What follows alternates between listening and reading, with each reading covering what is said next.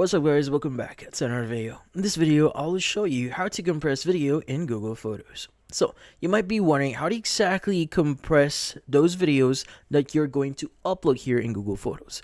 Now, we all know that saving space in your Google Photos here can help you a lot, especially if you want to store a lot of photos or a lot of videos. So, how do we compress those videos? So, what we need to do is you want to go to photos.google.com. You want to go and log in into your account. And it's up right. You want to go and click on the settings icon that you see here. Now, from here, you want to look for backup quality for photos and videos.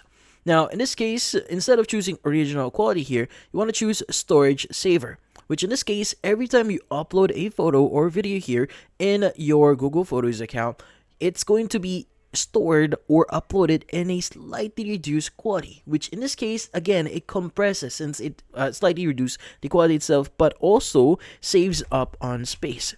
But yeah, so in this case, that's how you compress a video here in Google Photos. So just set this to the correct setting and just start uploading your photos or videos here, and you should be good.